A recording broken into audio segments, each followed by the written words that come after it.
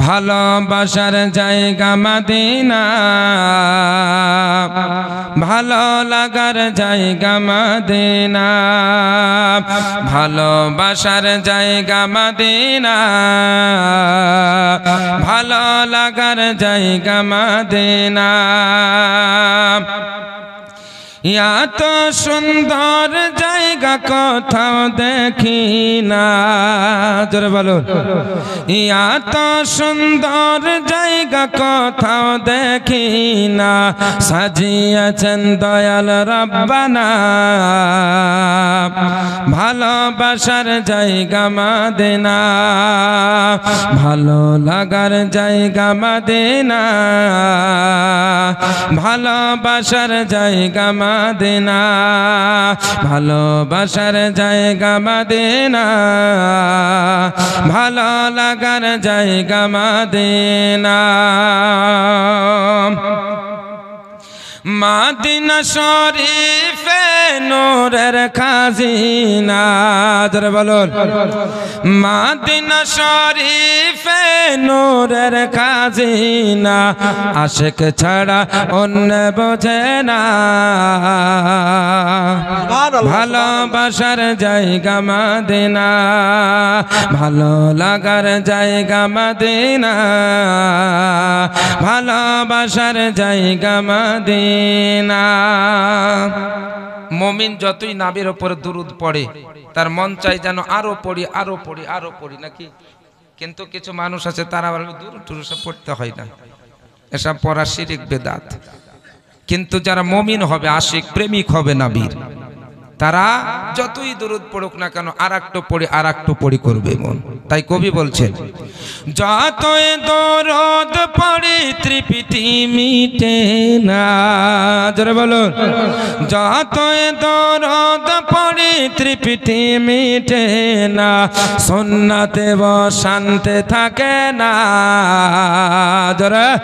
ভালোবাসার জায়গা মদিনা, ভালো লাগার জায়গা মদিনা, ভালোবাসার জায়গা মদিনা। বিরাদার, আমরা যখন মারা যাব, আমাদেরকে যখন কবরে মাটি দেওয়া হবে, তখন কি আমাদের মাতা পিতা বা ভাই বোন আত্মীয় স্বজন স্ত্রী ছেলে মেয়ে কেউ কবরে যাবে? কবরের মধ্যে প্রবেশ করবে? কেউ যাবে না। কিন্তু কবরে একজন আসেন, তিনি হচ্ছেন আপনার আমার নবী মুহাম্মদুর রাসূলুল্লাহ। জোরে বলুন সুবহানাল্লাহ। ব্রাদারান ইসলাম, আমরা সাধারণত জানি কবরে মুর্দাকে তিনটি প্রশ্ন করা হবে, মান রব্বুকা, মা দীনুকা, মান নবিয়ুকা। কিন্তু বুখারীর একটি বর্ণনা এসেছে হযরত আনাস বিন মালিক রাদিয়াল্লাহু তাআলা আনহু থেকে, নবী পাক সাল্লাল্লাহু আলাইহি ওয়াসাল্লাম বলেছেন যে মুর্দাকে কবরে জিজ্ঞেস করা হবে, মা কুনতা তাকুলু ফি হাক্কি হাযার রাজুল, এই পুরুষটির ব্যাপারে কি বলতে। এই পুরুষ, এখানে হাদা শব্দ ব্যবহার করা হয়েছে। হাদা যদি একজন পুরুষ নিকটে সামনে থাকে, উপস্থিত থাকে, তার জন্য ব্যবহার করা হয় হাদা। তো এখানে হাদা শব্দ ব্যবহার করা হয়েছে। এই হাদা শব্দ প্রমাণ করে যে নবী পাক কবরে উপস্থিত থাকবে, আর নবীর দিকে ইঙ্গিত করে মুনকার নাকির ফেরেশতা জিজ্ঞেস করবে এই পুরুষটির ব্যাপারে কি বলতে। জোরে বলুন সুবহানাল্লাহ। সুবহানাল্লাহ। ইসলাম, তাহলে এখান থেকে আরেকটা জিনিস বোঝা যায়। আচ্ছা, পৃথিবীতে প্রতিদিন 1 লাখ মানুষ কমসে কম মরছে নাকি, মৃত্যুবরণ করছে। এই 1 লাখ মানুষকে কবরে দাফন করা হচ্ছে কি হচ্ছে না? মুসলমান হোক, চাহে হিন্দু হোক, চাহে জৈনব হোক, চাহে খ্রিস্টান হোক, সবাইকে প্রশ্ন করা হবে তিনটি। শুধু মুসলমান কি না, সবাইকে জিজ্ঞেস করা হবে তিনটি প্রশ্ন। তাহলে 1 লাখ মানুষকে ধরেন যে 10টা 10 মিনিটে মাটি দেওয়া হলো, তাহলে 10টা 10 মিনিটে 1 লাখ মানুষকে মাটি দেওয়ার পরে ফেরেশতা জিজ্ঞেস করছে, মা কুনতা তাকুলু ফি হাক্কি হাযার রাজুল, এই পুরুষটির ব্যাপারে কি বলতে। এই পুরুষ, তাহলে নবী পাক এই 10টা 10 মিনিটে 1 লাখ জায়গায় উপস্থিত আছেন কি নাই?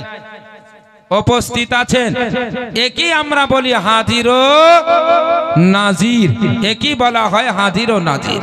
বেরাদার, তো নাবি পাক উপস্থিত থাকবেন আর নাবির দিকে ইঙ্গিত করে মুর্দাকে জিজ্ঞেস করা হবে। যদি মুমিন হয় তাহলে বলবে আব্দুল্লাহি ওয়া রাসূলুহু, আল্লাহর বান্দা এবং তার রাসূল। আর যদি মুমিন না হয়, কমিন হয়, তাহলে বলবে হা হা লা আদরি, আমি কিছুই জানি না, লোকে যা বলতো আমিও বলতাম। তখন ফেরেশতা ঠুকাই আরম্ভ করবে। বেরাদার, তো কবি বলছেন একদিন কবর যাব কেউ তো যাবে না, জোরে বলুন, একদিন কবর যাব কেউ তো যাবে না, যাবে আমার শাহে মদিনা। জোরে, ভালোবাসার জায়গা মদিনা, ভালো লাগার জায়গা মদিনা, ভালোবাসার জায়গা মদিনা। আমার জীবনে অনেক বেশি গুনাহ, আমাদের জীবনে অনেক বেশি গুনাহ, আমাদের জীবনে অনেক বেশি গুনাহ, তাই হাবিবের কদম ছাড়ব না।